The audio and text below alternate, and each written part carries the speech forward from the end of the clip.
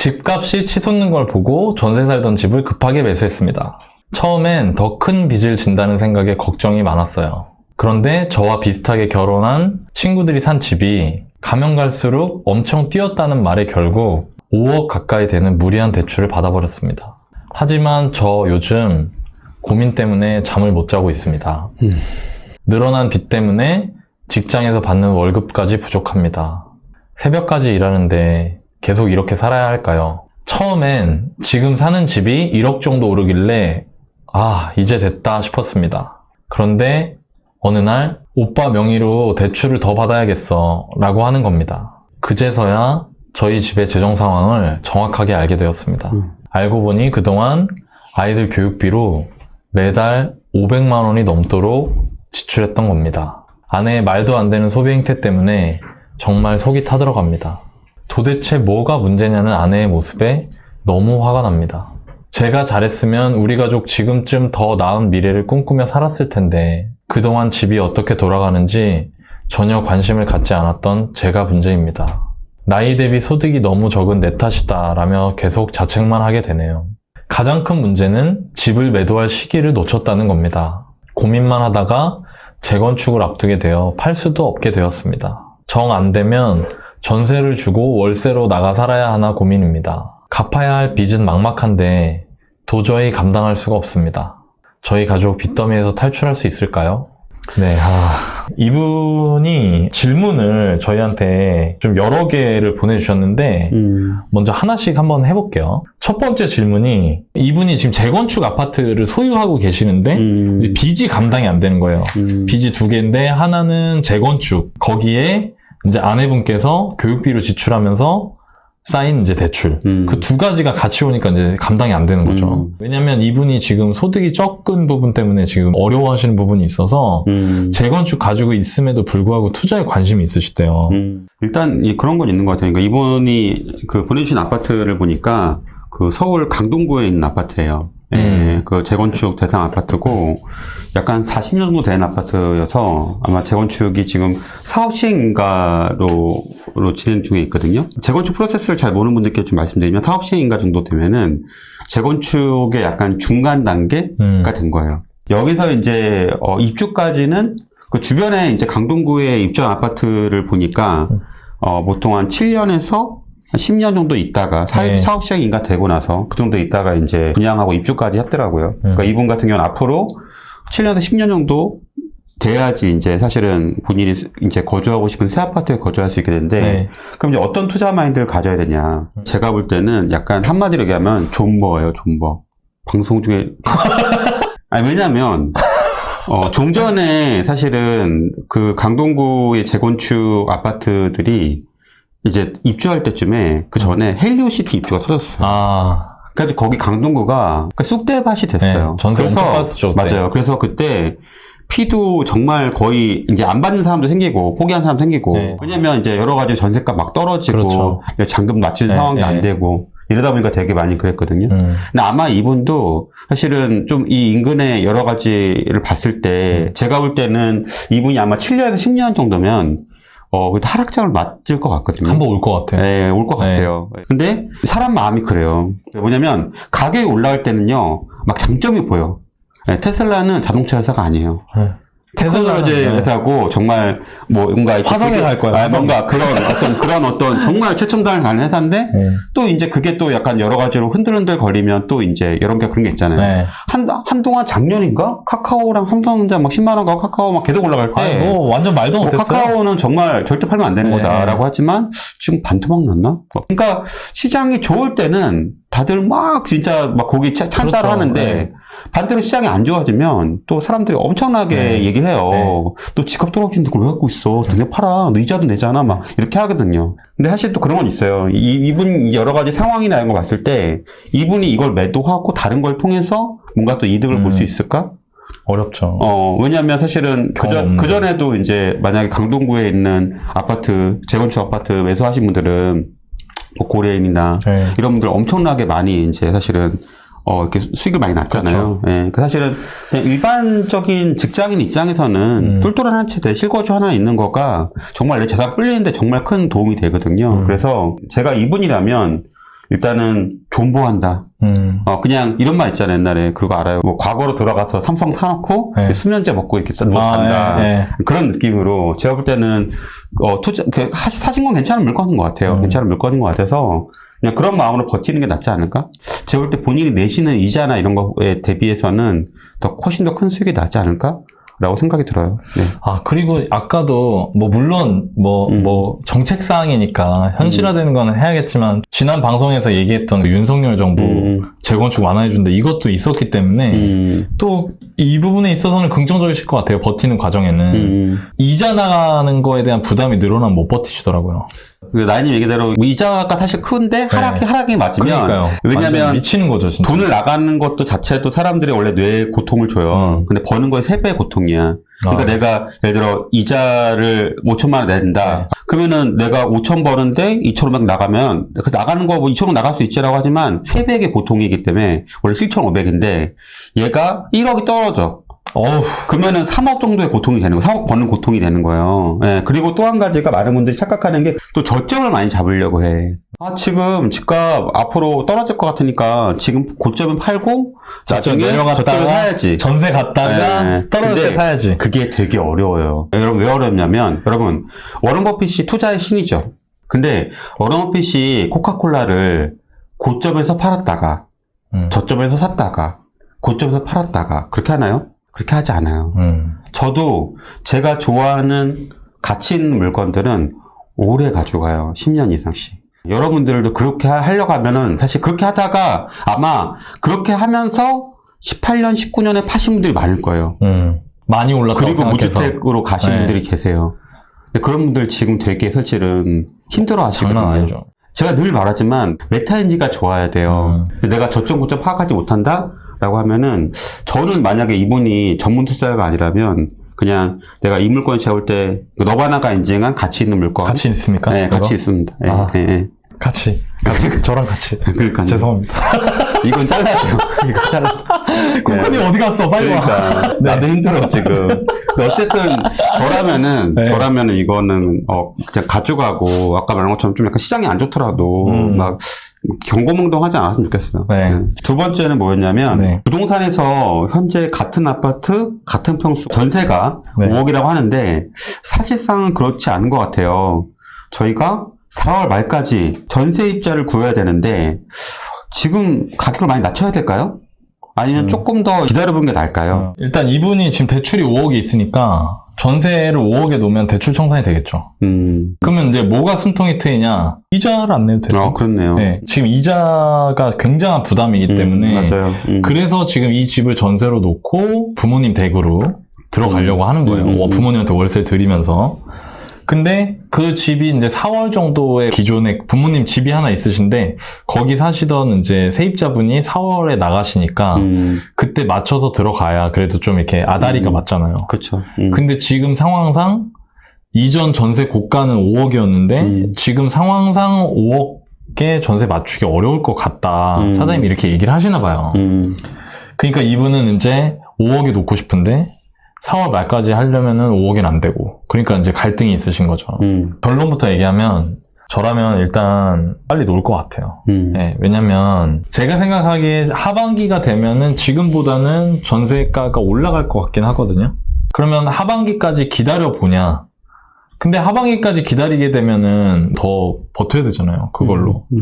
그리고 또 하나는 그렇게 되면은 부모님은 또 임대 놓고 월세 주고 있던 그 집이 그냥 공실로 6개월을 또 두셔야 되니까 부모님 이제 월세 받고 생활하시는데 쓰시던 것도 또 타격이 있고 그리고 또 하나는 만약에 그렇게 해가지고 전세금을 더 받아서 돈이 좀 남는다 대출 청산하고 그렇다고 하더라도 지금 이 분의 상황상 뭐 다른 데 주식이든 뭐 부동산이든 다른 데 돈을 굴릴 수 있는 그런 준비가 전혀 안 돼 있으시단 말이에요. 그러니까 저라면은 일단은 빨리 이거를 문제를 해결을 할 것 같아요. 그리고 하반기 됐을 때 뭐 전세가 얼마나 올라갈지 모르겠고 또 재건축이 되면은 재건축 아파트가 되면은 원래 전세가 되게 더디게 올라가요. 왜냐면 이제 어느 정도 단계가 진행이 되면은 그다음부터는 뭐 엘리베이터 수리 이런 거 안 하잖아요. 솔직히. 그러니까 전세가 잘 안 오르거든요. 그러니까 저라면은 그냥 빨리 좀 정리를 해서 그렇다고 뭐 너무 헐값에 놓으실 필요는 없고요. 당장 급한 거 아니니까 적정한 전세로 나갈 수 있을 만한 전세로 전세를 놓고 그 다음에 이제 부모님 댁으로 들어가시는 걸로 저라면 그렇게 할 것 같습니다. 주변에 보니까 전세가가 네. 4억 9천 하더라고요. 네, 그러니까 그쵸. 1,000만 원도 낮춰 내린 거니까 네. 그거는 뭐 사실 저도 나이님 얘기가 맞는 것 같아요. 네. 또 질문이 있는데 저희가 자산 대비해서 소득이 너무 적습니다. 투자 공부가 먼저일까요? 아니면 소득을 늘리는 게 먼저일까요? 참고로 이분들 소득이 한 달에 500 정도 됩니다. 맞아요. 근데 이제 딸 둘을 키우는 4인 가족인 거죠. 그러니까 또 대출이 워낙 많았기 때문에 쪼들린다고 느끼시는 것 같아요. 그 사실은 이런 건 있는 것 같아요. 그러니까 이분이 질문을 좀 약간 뭐 안 주신 질문이긴 한데 네. 나님 그거 알아요? 혹시 그 내가 연 10%의 수익률을 꾸준히 아무 리스크 네. 없이 낼 수 있는 거 알아요? 이건 10%요? 네. 리스크가 없이요? 네. 저 그거 할래요. 부동산 다 팔고 그거 할래요. 사실은 10%를 사실은 늘릴 수 있는 거는 연 수익을 네. 내가 지출을 10% 그렇죠. 줄이는 거예요. 네. 투자해서 10% 내는 건 사실 되게 쉽지 않거든요. 리스크를 감고 와야 돼요. 네. 근데 지출을 줄이는 건 가능하거든요. 이분 같은 경우 아까 교육비가 조금 과다한 면이 있어서 네. 저는 그걸 좀 줄이지 않을까? 두 번째는 이런 고민을 많이 얘기하시는 것 같아요. 이렇게 많은 분들이 뭐냐면 너는 제가 지금 좀 준비가 안 돼 있고 여러 가지 어려운데 투자 공부를 해서 자산을 많이 늘려야 벌겠다. 될까요? 아니면은 내가 지금 종잣돈을 잘 못 모으고 있는데 월급이나 아니면 사업소득을 늘려야 되나 이런 얘기를 많이 하시는데 제가 이분 상황이면은 조금 이렇게 결정할 것 같아요. 근로소득이나 네. 사업소득 뚜껑이 있다라고 하면은 저는 투자 공부를 할 것 같아요. 그리고 투자 공부는 그래도 제가 해보니까 5년 차, 6년 차 되면서 느끼는 거는 네. 하락장이어도 1년에 1억은 벌겠더라고요. 만약에 이제 제가 이분 상황을 정확히 잘 몰라서 정확히 모르겠지만 이분이라면 그렇게 결정할 것 같아요. 내가 좋아하는 일 한다고 하면 좀 다른 문제지만 돈만 본다면 저는 그렇게 할 것 같아요. 자, 예를 들어 설명해 드릴게요. 내가 직장 다닌다. 내가 여기서 죽어라고 열심히 해도 내가 회사에서 2배 열심히 일한다고 회사 월급이 2배 오르지 않는다. 이게 뚜껑이 있는 거예요. 상한이. 근데 내가 열심히 하면 하는 만큼 소득이 그거에 비례해서 혹은 더 많이 올라갈 수 있다. 그 뚜껑이 없는 거예요. 뚜껑이 없는 분들은 그 업에 집중해서 거기서 잘하시는 거를 추천해 드리는 거고, 뚜껑이 있는 분들은 새로운 영역에서 뚜껑 없는 부분을 파라는 거고, 그게 투자라는 거죠. 네, 그렇게 이해하시면 될 것 같습니다. 안녕하세요. 예, 안녕하세요. 아무래도 사연 보내드린 것처럼 네. 지금 아내도 같이 듣고 있거든요. 네네네. 뭐 불과 몇 달 전만 해도 이제 그 사교육 관련으로만 많이 좀 중점적이긴 했는데 네. 최근에는 저랑 또 얘기도 많이 하고 해서 혹시 좀 저희 아내한테 혹은 또 관련 비슷한 문제 있으신 분들한테 사교육 관련으로 네. 한번 좀 말씀해 주실 게 있다면 좀 말씀해 주시면 좋을 것 같습니다. 혹시 지금 아이들 나이가 어떻게 되세요? 5살, 3살이요. 그 사교육 비용은 지금 혹시 얼마나 나가세요? 책값 때문에 네. 한 100만 원, 200만 원 좀 나가는 것 같아요. 100에서 200만 원이요? 네네. 본인 용돈은 얼마나 쓰세요? 저 용돈 30만 원. 30만 원이요? 네. 저축액은 어떠세요? 저축액은 없어요. 저축액은 없고요. 네. 이게 사실은 엄마들 마음이 이래요. 30만 원이면 한 달 사는 게 거의 뭐 돈 안 쓰시는 거죠. 거의 이제 안 쓰는데 아이들한테는 또 이제 되게 잘해주고 싶은 마음이나 이런 게 또 있으니까 여러 가지로. 맞아요. 양가 부모님이 계신데 양가 부모님한테 네. 각각 이제 100만 원씩 생활비를 드려요. 그래야 되는 상황이에요. 지금 만약에 네네네. 형편이 네. 그러면은 그렇게 하면서 만약에 지금 생활을 유지하시면 어떠실 것 같으세요? 애들한테 가는 돈이 줄어들겠죠. 사실 그런 문제인 것 같아요. 뭐냐면 되게 어려운 게 우리가 아이들을 보통 교육을 시켜가지고 아이들이 잘 자라길 하는 마음에서 부모 마음에서 30만 원씩 쓰면서 아이들은 이제 100만 원, 200만 원 교육비를 드리는 거는 자연스러운 마음인 것 같아요. 사실은. 왜냐면 자식들을 생각하고 특히 엄마는 아빠보다 더 많이 이렇게 아이를 동일시해요. 나랑. 근데 이런 건 있는 것 같아요. 남편분이 뭐 지금 일을 하고 계시지만 어쩌면 남편분 하시는 일이 남편분이 60살, 70살이 돼도 이제 일을 할 수 있냐. 근데 지금 상황에서 사실은 저축액이 이제 많진 않잖아요. 네. 그러면 이제 어느 순간에는 남편분이 이제 일을 못하는 시기도 올 수 있거든요. 근데 문제는 뭐냐면 만약에 내가 지금 아이들한테 그렇게 투자하면서 나 스스로한테 투자를 하지 않으면요, 나중에 아이들이 두 분께 생활비를 드려야 돼요. 반드시. 왜냐면 엄마가 그렇게 해줬기 때문에 아이들은 분명히 엄마한테, 아빠한테 한 달에 100만 원 이상이라도 드리려 할 거예요. 근데 그건 뭐냐면 그 아이들은 그 또 아이들, 그러니까 두 분의 손주들한테 교육비 같은 걸 줄 수 없고 되게 빠듯하게 살게 될 거예요. 저는 너바나님 그래도 저 아이들이 중요해요. 저는 뭐 나중에 노후 때 조금 이제 힘들더라도 지금 아이들한테 뭔가 해주고 싶어요 라고 하면은 그거는 저는 그 선택을 존중해 드릴 것 같아요. 근데 나중에 나이 드셔가지고 되게 노후 준비 안 되셔가지고 되게 오시는 분들 많아요. 힘들어서. 근데 그분들이 대부분 왜 노후 준비가 안 돼 있냐? 첫 번째가 이제 어렸을 때 교육비 과다하게 지출하는 거. 두 번째가 뭐냐면 자녀분들 이제 결혼할 때 그래도 한 푼이라도 해주려고 하다 보니까 실제로는 내가 내 집까지 팔아가지고 해주신 거예요. 근데 자녀분들은 또 이렇게 그런 부분들을 잘 모르시더라고요. 그래서 그 얘기 들었을 때 너무 진짜 사실 되게 속상했거든요. 당연히 아이를 사랑하는 마음은 저도 알고 특히 엄마이기 때문에 더더욱 크다는 거 알아요. 저희 집사람도 그렇기 때문에. 근데 내가 지금 내 노후 준비를 내가 안 하면 아이들한테 내가 짐이 되는 거니까 사실은. 또 나는 어떤 게 더 좋은지를 잘 보시고 어떤 게 더 큰 가치인 걸 보시고 선택을 하시면 좀 낫지 않을까? 라고 생각이 들어요. 네. 원래 처음부터는 네. 그러진 않았는데 이제 맞아요. 애기들 책은 좀 좋아하는 편이어가지고 네, 맞아요. 엄마가 투자한 만큼 이제 아이들이 아직은 어리지만은 그래도 또래 대비에는 똘똘하다고 하니까 그렇게 계속 이제 좀 누적이 돼가지고 한 건데 맞아요. 이제 저희 신랑이나 저나 이제 계속 이런 빚에 허덕이는 게 좀 힘들어서 맞아요. 좀 너무 좀 심했구나라는 생각도 하고 그 신랑이 이제 생각하는 게 나중에 애들한테 네. 빚은 주지 말자고 그러거든요. 맞아요. 어떤 게 더 우선적인 거를 남편분이랑 잘 얘기해 보시고요. 네네. 왜냐하면 사실은 두 분의 노후 준비는 자식 목은 아니거든요. 네. 본인 목이에요.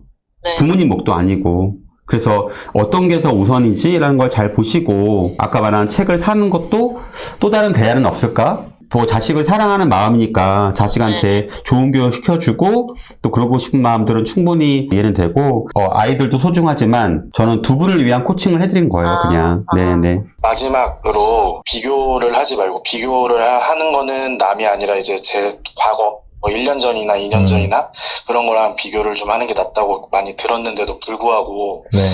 계속해서 어떤 것 때문인지 좀 조급한 마음이 계속 들어서 네. 어떻게 좀 마인드를 좀 잡는다고 표현해야 할까요? 뭐 예를 들면은 이런 것 같아요. 그러니까 뭐 어쨌든 재건축이 되는 것 자체는 좋은 일이긴 한데 네.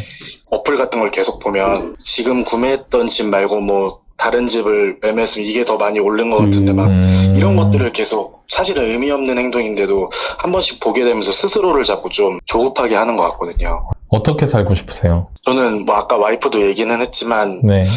그 자식들한테 그냥 빚 없이 그리고 뭐 손 벌리지 않고 사는 게 뭐 별거 아닐 수도 있지만 저한테는 그것도 굉장히 크고 중요한 부분이라고 생각을 해서 그거를 좀 목표로 삼고 살고 있습니다. 주변 분들 중에 재건축 부인님보다 더 잘 된 사람도 있어요? 재수 없는 얘기긴 한데 네. 자산은 제가 좀 있는 것 같긴 한데 근데 마음적으로는 제가 그닥 뭐 더 나은 것 같지는 않더라고요. 제가 이 얘기를 왜 말씀을 드렸냐면은 너바나님이 저보다 더 부자예요. 그럼 제가 불행해야 되나요? 그건 당연히 아니죠. 이거는 제가 좀 그 말씀을 좀 드리고 싶은 게 제가 이제 사연을 보내신 걸 다 봤잖아요. 그 우리 사연자분 30대시고 그리고 건강하시고 그리고 빚이 문제긴 하지만 문제의 원인을 파악하는 게 비교적 쉽고 그리고 가정 안에서 해결할 수 있는 문제예요. 그리고 이 집을 전세 주면 해결돼요. 그리고 아이들이 학교 다니거나 그런 게 아니기 때문에 아이들 학교 갈 때까지 내가 이 동네로 다시 컴백한다 생각하고 새로운 목표를 잡고 할 수도 있어요. 550에 30대 맞벌이 부부가 서울에 재건축이 될 확률이 매우 높은 10억이 넘는 아파트를 가지고 있다. 그거는 진짜 감사한 일인 거예요. 예, 물론 내가 그런 결과가 공짜로 나왔다고 생각하지 않아요. 저는 재건축 브리님이 분명히 뭐 어릴 때부터 부동산에 관심이 있었거나 남들이 다 내 집 마련하지 않는다고 하는 2016년에 용기를 내서 집을 산 그거에 대한 보상을 받고 있다고 생각하거든요. 근데 이게 내가 이걸 샀으면 더 많이 올라갔을 텐데 이런 생각을 하면은 한도 끝도 없어요. 사실 저는 지금 이 얘기를 들으면서 재건축 브리님이 제가 무슨 말 할지도 알고 계시다고 생각해요. 그런데도 불구하고 제가 하는 거는 한번 확인해 드리고 싶은 거예요. 네. 그럴 필요 없다는 거를. 예. 그리고 지금 이런 상황에 어려운 상황이 됐을 때 비빌 언덕도 있잖아요. 그냥 길거리 나앉아야 되는 사람들도 있어요. 그러니까 내가 물론 이것도 비교죠. 타인과의 비교, 아래와의 비교지만. 네네. 근데 그런 거는 별로 의미가 없더라고요. 저는 그럴 때 그렇게 했던 것 같아요. 내가 가지고 있는 것들을 보려고 많이 노력했어요. 의도적으로. 예, 내가 이때 당시에 지금 이 아파트가 아니라 딴 아파트 샀으면 좋았을 텐데 라고 할 때 우리 아파트 다시 한번 보고, 내가 이때 막 우리 집에 막 교육비로 이렇게 돈이 많이 들어가 할 때 건강하게 아빠 보면서 빵긋빵긋 웃는 딸들 보고, 제가 얼마 전에 저희 도서편에서 방송할 때 그 얘기를 했었는데, 제가 뭐 오래 산 건 아니지만 살다 보니까 양쪽에 친구가 있더라고요. 항상 걔들이 어떤 애들이냐면, 왼쪽에 있는 애는 저한테 계속 안 좋은 말만 해요. 너 그때 그거 안 하고 이렇게 했으면 돈 더 벌었을 텐데. 한 친구는 저한테 야, 너 그래도 되게 잘 됐다. 그리고 이렇게 운이 좋은 일도 있었네 라고 말을 하는 거예요. 그럼 제 선택은 뭐냐면, 왼쪽으로 고개를 돌릴지 오른쪽으로 고개를 돌릴지 그거 둘 중에 하나는 내가 정하는 거예요. 어느 쪽으로 돌리실 거예요? 긍정적인 면을 좀 그렇죠. 보는 게 맞는 것 같습니다. 그리고 그거는 훈련해야 되는 거예요. 앞으로도 더 열심히 하실 수 있는 부분들이 되게 많은 것 같거든요, 저는. 예. 너무 걱정하지 마시고요. 그리고 마지막으로 그 집을 정말 잘 지키시면 그게 정말 알토란 같은 내 가족에게 정말 큰 힘이 되는 집이 될 거예요. 그러니까 감정적으로 흔들리지 마시고 공부 더 열심히 하시고 확신을 가질 수 있게. 네, 그렇게 하겠습니다. 그렇게 하셨으면 좋겠고. 예. 너무 일 늦게까지 하시면서 몸 너무 막 하시면 나중에 힘들거든요. 네, 그것도 좀 명심하겠습니다. 네, 그렇게 하시면 좋을 것 같습니다. 그리고 항상 이렇게 좀 진실성 있게 상담해 주셔서 너무 감사합니다. 그리고 마지막으로 저희 그 집 매매한 건 와이프가 주장이 커서 했다고 꼭 좀 말을 해달라고 옆에서 계속 그래가지고. 그러니까 역시 다 있어 이게 다. 그 아내분 저기 이거 내가 해서 번 거니까 좀 쓰자 이러시면 안 되는 거 아시죠? 그건 그거고. 집은 내가 엉덩이 빼야 돈 나와요 거기서. 네, 맞습니다. 잘 구분해서 공부 열심히 하세요.